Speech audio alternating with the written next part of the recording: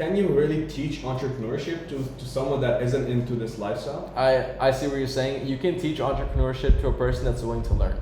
But the thing about it is, if it's free, no one's going to pay attention. The normal way of learning something is that if you really care about it, you'll pay for it. You'll pay for that knowledge. Every time I paid for something like a book, an audiobook, a course, whatever, I paid more attention when it wasn't free. The fact that it's free and it's accessible to everyone, there's no desire and there's no scarcity for that specific service or that educational platform. So the thing about it is, if you're trying to learn how to make money, why is it free? The thing I actually learned is, if it's free, if whatever you're trying to buy, if it's free, you're the product that they're trying to actually get. So if there's a free service out there or whatever there's free, the real reason it's free is because you are the product, and they're trying to get you to pretty much fall into whatever they're trying to get you into falling into. So that's pretty much how I think of it. But when it comes to entrepreneurship, like I said, you can't teach this stuff to someone that's never going to be willing to learn. I've actually taught this strategy and these different type of systems to people that actually learned them and they're willing to put in the time and energy. But there are people that haven't been able to put in the time and energy because whatever reasons. And those are the people that fail. So it's a debatable, controversial topic, but I really think that the person that's really going to sit there and pay attention, whether it be free or not free, is the person that's really going to succeed. 100%, bro. I agree with your point on, like something being free is not really free. Everything that is free is not really free. There is some end goal behind that. Exactly. That you're just, it's just a loop, bro. Like, it's in the long run, they're trying to make you pay or trying, like get you on board their topic or scheme or some stuff like that. Yeah. So my take on this is, there are people that are born followers and there are people that are born leaders, if that makes sense. If everyone is a leader, no one is a follower. If everyone's a follower, no one's a leader. Mm-hmm. And in this game, in this business game, entrepreneurs are the leaders. And I feel like there's there's some instinct. Some people, I look at some people, my brother for example, I look at him and I feel like this guy cannot be an entrepreneur. This guy was made to follow people, to become, like a job, like a 9-to-5 guy, if that makes any sense. Some people are just born to lead. Some people cannot, like me and you. I don't feel like you can work as an employee, like not for 1 week. Yeah. Like looking at your personality and all of that stuff. Me as well. I cannot, I'm really in the middle. I follow some people that I feel inspirational to. Yeah, me too. And I'm leader to some people that I can lead people. And I feel like entrepreneurship can be taught, but up to like some extent. You have to have some instinctual features in your personality that have to be there for you to become a successful entrepreneur. Yeah, it's like kind of learning how to fly.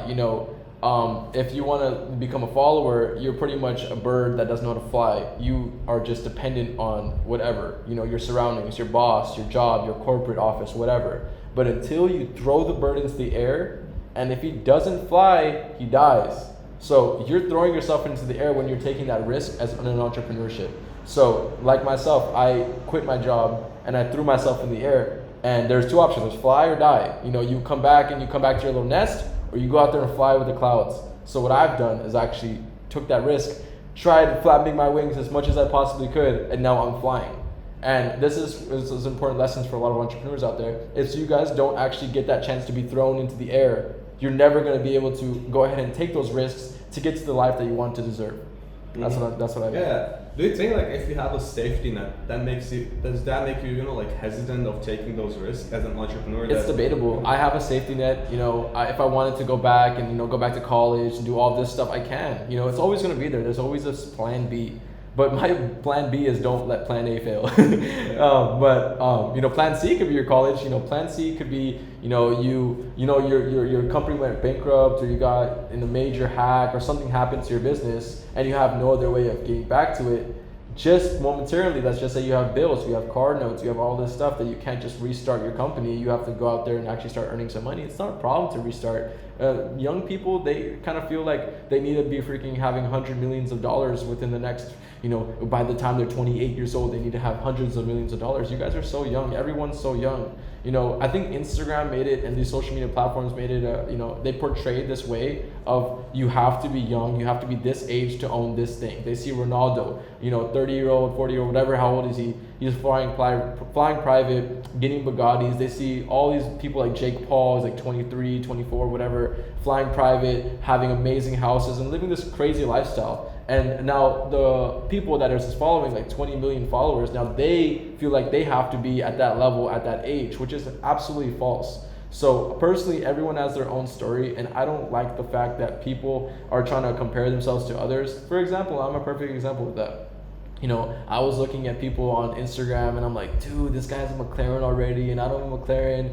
I think I'm doing something wrong, but that guy's 27 and I'm 22. Like, there's a specific gap barrier, and I don't really think that I need to follow these people and see what they're doing. Of course it motivates you, but I don't want to compare myself and put myself in the same bracket. They don't come from the same life I did. They don't know the same things I knew. They have a whole different story, and everyone is very unique in their own ways. And I really think that they should embrace their uniqueness and follow their passions at their own level. If you want to go out and travel the world before you become an entrepreneur, go do that. Go travel, go see this world, go fall in love, do whatever you want to do. Entrepreneurship is always going to be there. Your backup plan is always going to be there, but definitely don't compare yourself, and don't try to say, oh, I want to be a marketing agency owner because Ish is a marketing agency owner and that's how I make money, but I don't like that job. That's what I'm trying to say. So there are two words, entrepreneurship and philanthropy. A lot of people, mix these two things up, and a lot of people, think they're interchangeable. What's your take on that? It isn't an English grammar question, obviously. It's a question on what's your take on philanthropy and what's your take on entrepreneurship, and the people that are entrepreneurs and people that are philanthropists. So philanthropists, these people are like the people that donate to charities and good causes and all that stuff. Entrepreneurship is where they actually go out there and help the community. As an entrepreneur, you're hiring people and you're boosting the economy. You're bringing in new jobs. You're bringing in new opportunities for people. Philanthropy, you're just kind of giving to charity, and they're just going to do whatever they do with that money and pay their payroll for the people that are on their roster and on their leaderboard. So that's my opinion when it comes to entrepreneurship. You're bringing in economy. You're bringing in jobs. That's why I get so pissed when people think that Jeff Bezos is like a bad person when he's literally hiring so many employees, hundreds of thousands, if not millions of employees that are coming in and getting new jobs that are helping families get paid and putting food on the table and paying their rent. And people have the audacity to hate on this guy. That's ridiculous. Shame on these people that are hating on him for going to space. He has this money, he earned it. Why are you gonna make someone feel bad for, chasing their dreams, and, when you're a little kid, you wanted to go to space and now you have the opportunity to? Why are you gonna hate on that? How can you possibly hate on a guy that's just chasing his dream as a childhood dream? That's insane to me.